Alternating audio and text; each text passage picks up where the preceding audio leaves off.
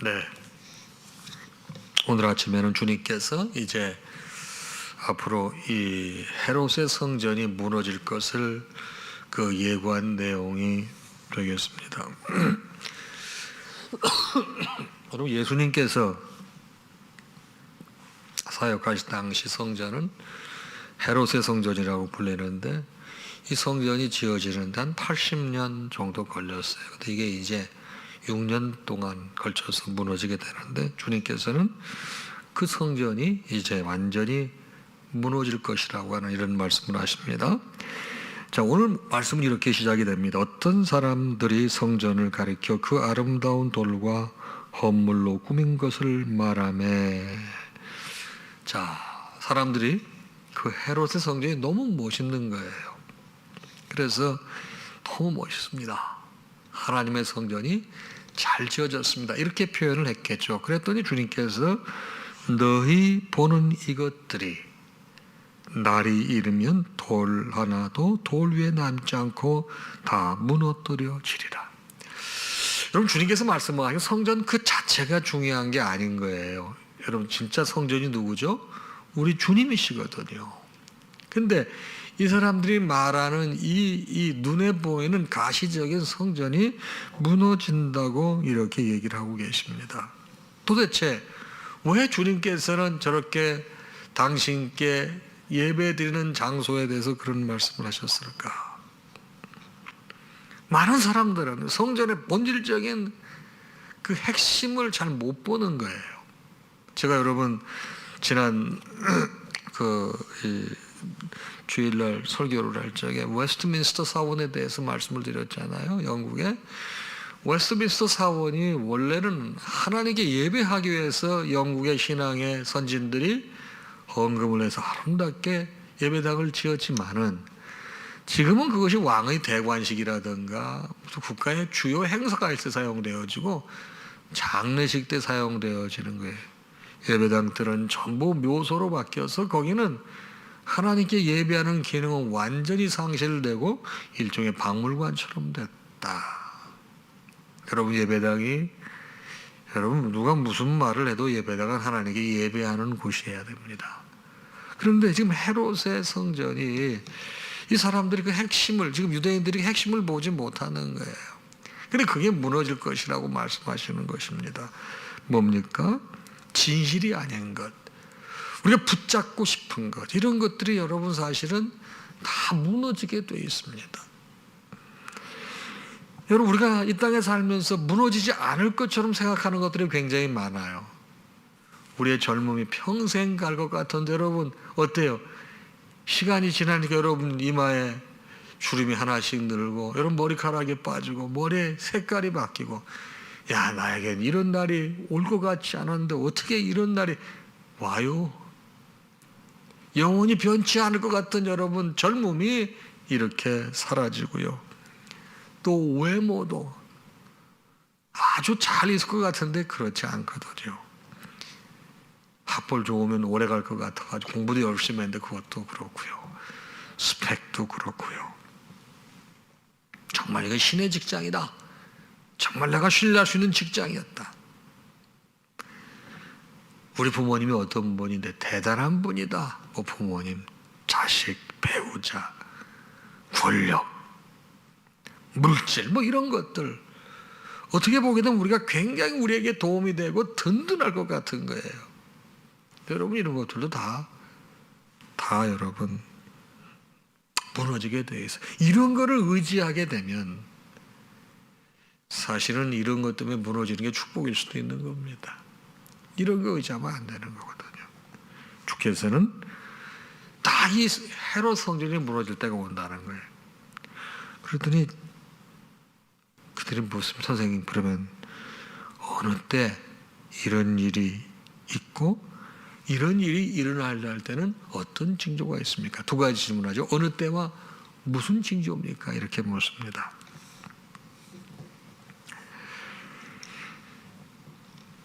주님께서 그들의 질문에 명확하게 대답을 해주시는데 여러분, 여기서 우리가 배울 게 있습니다.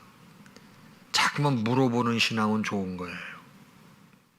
제자들은 거기에 대해서 예수님께 질문을 합니다. 자꾸만 질문하는 건 뭐예요? 우리가 말씀 안에서 살겠다고 노력하는 거거든요. 여러분, 말씀 안에서 자꾸만 나 자신을 보면서 내가 세우는 나나름들의 성전이 있다고요. 말씀 안에서 내가 세우는 나나름들의 성전이 무너지는 것이 축복이고, 이렇게 말씀에 나 자신을 계속 비추어 보는 것이 은혜입니다. 이 사람들이 생각할 때 어느 때 무슨 징조인가 묻지 않았으면 예수님께서 이런 말씀을 해주셨겠습니까? 구체적으로 마지막 때 말씀을 해주십니다. 어떤 증상이, 어떤 징조가 있죠? 먼저 미혹을 받지 않도록 주의하라, 이런 말씀하셨습니다. 어떤 미혹이냐? 많은 사람이 내 이름으로 와서 이르되 내가 그러한다. 바로 자기가 예수라고 한다, 이 말이에요. 정말 여러분, 우리 주변에 한국판 예수들이 얼마나 많은지 몰라요. 여러분 이만희도 본인이 여러분 이긴 자라고 그러잖아요. 이긴 자. 자기 영생 불사한다고 그러잖아요. 이런 것 주의하라는 겁니다. 많은 사람이 내 이름으로 와서 이르되 내가 그러하며 때가 가까이 왔다 하겠으나 그들을 따르지 말라. 분명히 말씀하고 있습니다. 내가 그러할 때 미혹되지 말고 그를 따르지 말라는 거예요. 여러분, 종말이라든가 여러분 마지막 때는 뭐로 알으시냐면 시간으로 보는 게 아닙니다. 징조로 보는 것입니다. 마지막 때가 되게 되면 내가 그러하고 나타나서 그를 여러분 미혹시킨다고 그랬습니다. 그리고 때가 가까이 왔다 하는데 따르지 말라. 또 난리와 소요의 소문을 들을 때 두려워하지도 말라. 이런 일이 먼저 있어야 이제 마지막 때가 오는데 이것이 있다고 그래서 끝은 아니야. 나와 있잖아요. 곧 끝은 곧 되지 아니하리라. 그러니까 여러분, 난리와 소요의 소문이 있기는 있지만은 그런 거 있을 때는 아직 여러분 끝이 아니라는 거예요. 아직 주님이 재림하시지 않는다는 것입니다.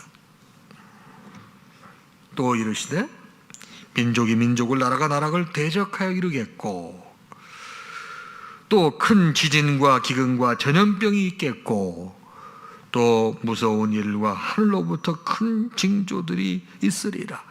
여러분, 이런 것들이 있게 되면 이제 마지막 때가 가까이 왔다고 성경은 말하는데, 여러분 요즘에 이 코로나 여러분 19 같은 경우 큰 전염병이잖아요. 여러분 전 세계적으로 얼마나 지금 불안이 엄청나게 올라가 있죠. 여러분 저도 신문을 보고 너무 마음이 아프더라고요. 여러분이 스페인 같은 경우는 여러분 지금 의사가 하는 일이 어떤 사람을 먼저 죽게 놔둬야 될 것인가, 그거를 판단할 정도라는 거예요. 너무나 시신이 많아서 아이스링크장을, 여러분 아이스링크장은 춥잖아요. 온도가 낮으니 거기다가 여러분 시신을 하는, 이런 걸 바라볼 때 얼마나 안타까운지 알 수 없습니다. 여러분 역병이 있다 이런 겁니다. 그런데 더 중요한 게 있어요. 더 중요한 거 12절입니다. 12절, 이 더 중요한 게 있어요. 그런데 이 모든 일 전에 어떤 일이 있느냐? 내 이름으로 말미암아 너에게 손을 대어 박해하며 회당과 옥에 넘겨주며 임금들과 집권자들 앞에 끌려가려니와. 이게 뭡니까? 신앙생활 잘하는 사람들이 끌려가 핍박을 받아. 여러분 그 일이 여러분 있고서 이런 징조들이 나타나기 시작하면 뭐라고 그러죠? 바로 그때가 다가왔다고 성경은 말하고 있는 것입니다. 그런데 여러분 지금 선량한 주의 종들이, 또 신실한 성도들이 신앙의 자유가 박탈되고 빼앗겨서 국가로부터 박해를 받고 공권력으로부터 우리가 목숨을 잃거나 그렇습니까?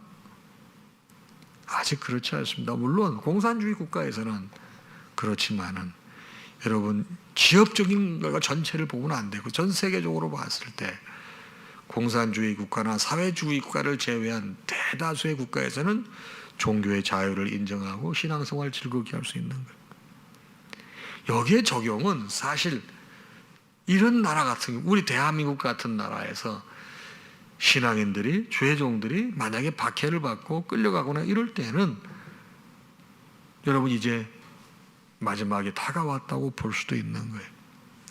내 주님께서는 제자들에게 그럴 때 이 일이 너희에게 도리어 증거가 될 것이다. 너희는 결국 증인석에 서서 증언을 하도록 요구받을 것이다. 13절이에요. 근데 아직 우리 거기까지 오지 않았거든요.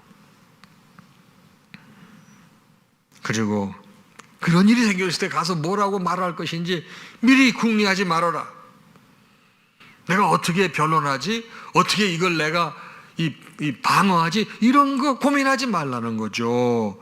15절에 뭐라고 말씀하시죠? 내가 너희의 모든 대적이 능히 대항하거나 변박할 수 없는 구변과 지혜를 너희에게 줄 것이야. 하나님께서 반드시 그런 위기가 왔을 때 그걸 넘어설 수 있도록 도와주신다는 거예요. 그러면서 또 하나 구체적인 얘기를 하시는데, 심지어 부모와 형제와 친척과 벗이 너희를 넘겨주어 너희 중에 몇을 죽이게 하겠고 또 너희가 내 이름으로 말미암아 모든 사람에게 미움을 받을 것이다. 여러분, 저는 이 말씀을 보면서 이 잘못된 이단들이 이 표현을 많이 쓴다고요. 여러분, 그 신천지 같은 경우 지금 얼마나 이 표현이 유익하게 사용이 되겠어요. 이 코로나19 때문에 대구 경북지구에서 적잖은 어려움이 있었잖아요. 그래서 신천지에 대한 민낯이 드러남으로 말미암아 어렵게 됐는데, 지금 그 사람들 전도하는 모략전도법 보세요. 여러분, 자녀들이 집을 나가서 부모가 막 찾고 그러면 부모를 고소를 하잖아요. 고소를. 마지막 때죠. 서로 사랑해서 결혼해 자녀도 낳고 화목한 가정을 가졌는데 배우자 중 한 사람이 신천지에 빠졌어요. 가정을 유린시키고 이혼도 불사하고 거기에 가 있잖아요. 찾으러 갔더니 자기 신변을 위협한다고 고소하잖아요. 이 사람들 이런 걸 그렇게 이용하는 거거든요. 말씀을. 여러분, 이렇게 귀한 말씀을 어떻게 그런 식으로 이용하느냐 말이에요. 근데 이런 게 다 마지막 때가 되는 거예요. 그러면 얼마나 그 사람들이 위로를 시킵니까? 18절, 너희 머리털 하나도 상하지 아니하리라. 그렇게 돼도 다 하나님이 지켜주신다. 이렇게 가르친다 이 말이에요. 똑같은 말씀을 이렇게 적용을 시켜서 사람을 미혹시키는 것입니다. 여러분, 우리는 신앙생활할 때 어떠한 일이 있어도 미혹당하면 안 돼요. 양에게 목자가 필요한 것입니다. 하나님께서 이 땅에 하나님의 교회들을 세우시고 그 교회들에 하나님께서 목자들을 세우셨어요. 상암동교회 목자를 하나님께서 저를 세우신 거예요. 여러분의 영적 안녕과 지도를 책임지는 사람이 저예요. 여러분, 저의 영적 가르침과 영적 인도를 잘 받으셔야지. 저의 가르침과 인도를 잘 받지 못하게 되면 미혹당한다 이 말이에요. 미혹당한다 이 말이에요. 다른 집 밥이 더 맛있어 보여. 다른 사람이 더 멋있어 보여. 우리 집에서 먹는 밥은 맨날 똑같은 밥이라 그 밥이 그 밥이야. 내 남편을 맨날 보니까 그냥 폼도 안 나고 그냥 이웃집 아저씨 같아. 그냥 그래. 근데 여러분, 그저 그 밥이 여러분의 건강을 지켜주는 거예요. 동네 집 옆집 아저씨 같은 여러분이 여러분의 남편이고요. 그분이 그 가정을 지키는 거예요. 미혹당해서는 안 됩니다. 그거를 경계하는 거예요. 그래서 이런 영적인 혼란이 있고 어려움이 있을 때 물어보라고 그러잖아요. 물어보라고. 물어보지 않고 혼자 판단하고 혼자 생각하고 혼자 시험 들고 혼자 삐지고, 여러분 어떻게 되는 거예요? 딴청하면 맹수의 먹이 되죠. 동물의 왕국 보세요. 집단적으로 잘 따라다니는 여러분 그런 이 야생 동물들은 그래도 보호를 받지만 낙오되는 애들이 있잖아요. 낙오되는 애들. 그러면 맹수들이 걔를 반드시 타겟으로 삼지 않습니까? 오늘 아침 말씀은 똑같은 이런 일을 하는 거예요. 그리고요, 그날이 도적처럼 임한다고 그랬잖아요. 그러니까 아무도 그날 그 시는 몰라요. 그렇죠. 근데 주님께서 아무런 사인을 주지 않고 절대 그러지는 않으세요. 그날 그 시가 우리는 모르지만 징조를 통해서 계속 그날 그 시가 다가오고 있음을 깨우쳐 주시거든요. 그날이 금방 하루아침에 후딱 오는 게 아니라는 말씀이에요. 마치 헤롯의 성전이 80년 걸려 지어진 것이 6년에 걸쳐서 무너진 것처럼 우리의 신앙생활도 주님의 재림도 하루아침에 훅 가는 게 아니라는 거예요. 항상 그렇게 징조가 사전에 있어서 사인을 계속 주는 거예요. 그때 빨리 정신을 차리고 내 자리를 잡아야 되는 거예요. 저는 이번에 이 코비드19를 통해서 많은 생각을 하게 돼요. 먼저는 사랑하는 성도들과 얼굴과 얼굴을 맞대고 예배드렸던 것이 이렇게 소중한 것이었구나. 그걸 다시 한번 깨닫게 됐어요. 우리 교우분들도 우리 부목사님들이 이렇게 이제 지금 뭐 대면 와서 신방을 할 수가 없으니 전화 같은 거 가지고 하잖아요. 전부 목사님들이 저한테 목회 보고를 하거든요. 매일 퇴근하기 전에 저한테 다 쓰고 가거든요. 그리고 저한테 또 이 밴드로 보고도 하거든요. 오늘 누구를 통화했고 내용을 다 쓰거든요. 저한테 보니까 너무너무 그리운 거야. 이 대면에서 예배들. 여러분 근데 그 전에 우리 느꼈어요? 못 느꼈어요? 당연히 뭐 예배는 하나님의 성전에 와서 드리는 거니까 그 소중성을 못 느꼈다 이 말이에요. 그동안 조금 우리가 하나님 앞에 나와 신앙생활하는 것이 좀 해이하지 않았나. 너무나 이 모든 것들을 당연하게 생각하지 않았나. 이런 걸 보면서 하나님 앞에 나와 기쁘게 예배하는 것이 이렇게 큰 감동이고 감사하고 복된 것이었구나. 여러분 목회자인 제가 그런 게 깨달아지더라고요. 모든 게 징조가 있는 것입니다. 이런 걸 통해서 우리 깨닫게 되면 그날이 임해도 어떻습니까? 영적으로 유비무환이지요. 여러분 저는 어렸을 때 학교 갈 때 다 걸어 다녔거든요. 그러면 반드시 제가 가는 길 옆에 소방서가 있어요. 항상 써 있었어요. 유비무환. 닦고 조이고 기름치자. 아마 저하고 연배가 비슷한 분들은 딱 기억나실 거예요. 닦고 조이고 기름치자. 소방서에 써 있었어요. 유비무환. 소방차는 화재가 나면 즉시 출동해야 되잖아요. 그러지 않을 때는 닦고 조이고 기름을 줘야 돼요. 뭐예요? 항상 출동 준비하자 이 말이에요. 우리가 징조를 통해서 우리의 신앙의 방향을 잡고 말씀을 통해서 내가 세우는 성전을 무너뜨릴 수 있다고 하면은 그날이 임해도 염려할 것 없습니다. 공부 못하는 애들이 한꺼번에 몰아서 하니까 여러분 잘못되면 꽝 치는 거예요. 꾸준히 공부하는 친구는 그날이 와도 완전히 죽쓰지는 않습니다.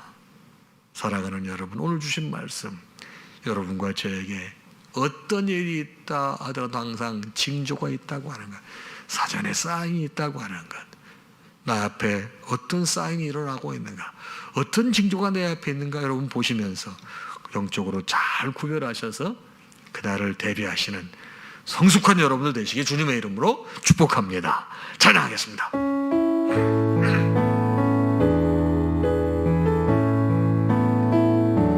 모든 영광 하나님께, 모든 영광 하나님께, 모든 영광 하나님께. 나는 자유해. 마라나타 주 오신다. 마라나타 주 오신다. 마라나타 주 오신다. 나는 자유해.